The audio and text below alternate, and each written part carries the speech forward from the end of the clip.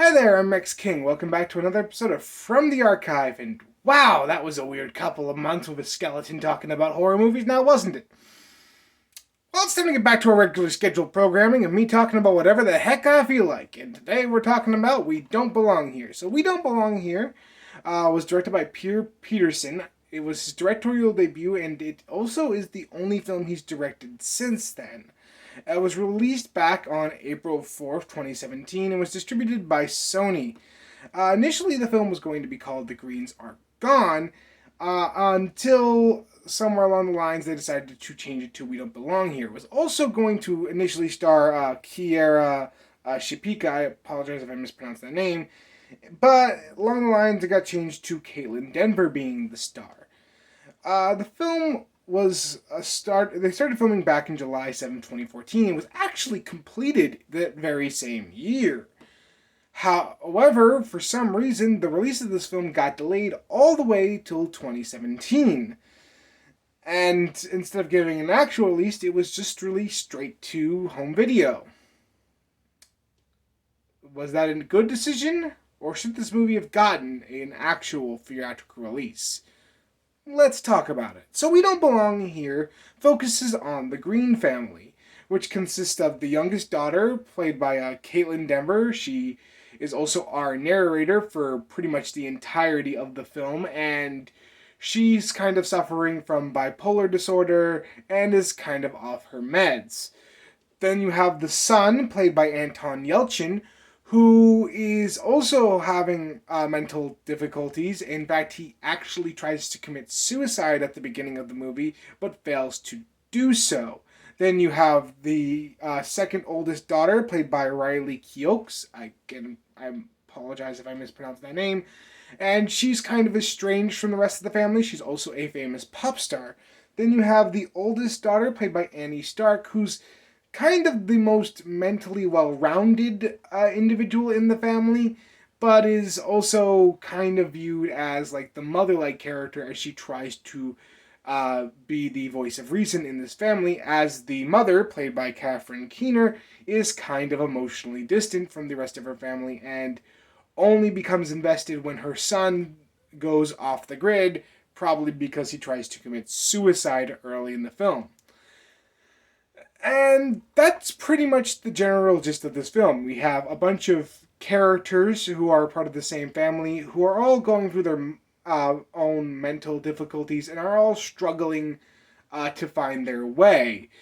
Um, this is something that we've seen in movies before, but there are a couple twists and turns that set this film apart, and I'm not going to go into a whole lot of them as that would kind of spoil the surprise. And trust me, there are some twists and turns you do not expect going into this movie. Uh, but the main issue with a story like this is you have a bunch of different characters going through their own little problems and their own little stories, and you need to give each character time to shine through and each story to be developed.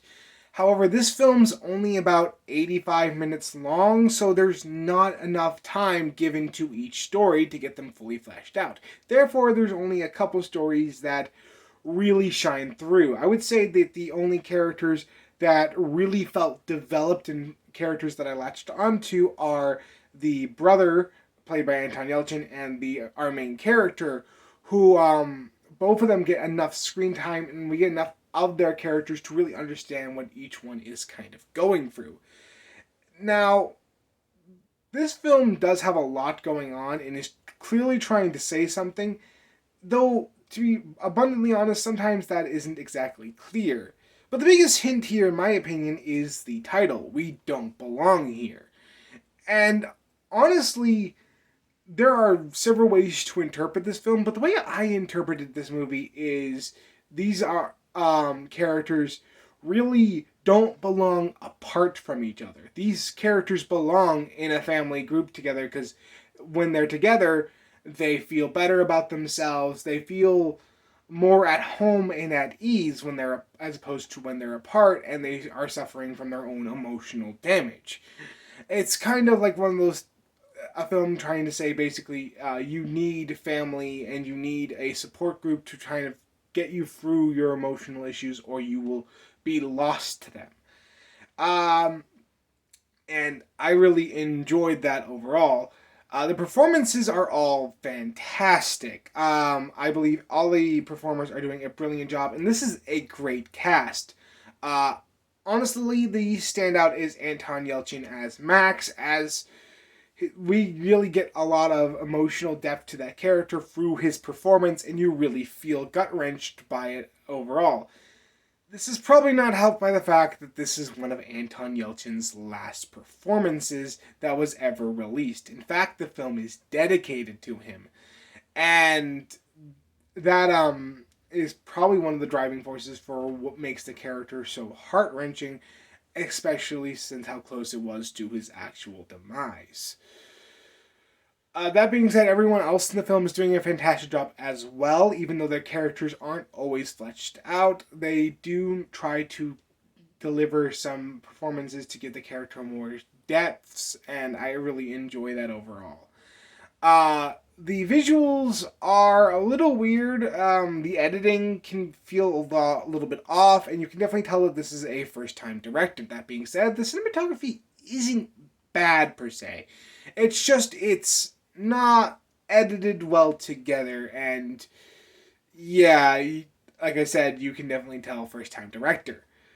The music score was done by Michael Yazenski. I apologize if I mispronounced that name, and it's pretty mundane, not really much to talk about. There's nothing that really stands out as far as the music score is concerned. So, where does this film go overall? Is it a buy, stream, or avoid altogether? Well, normally I would say it's a stream. One tiny problem. You can't stream it anywhere. You would either have to rent it or buy it. And I don't suggest buying this movie because, well, there's no Blu-ray release and this DVD has no special features. Oh, unless you really like the movie, you shouldn't buy it. So, because of all these factors, I am going to have to say this film is kind of a pass because there aren't going to be many people who latch onto this movie and really enjoy it. You'll notice that I said there aren't going to be a lot of people because, honestly, I rather enjoyed this film.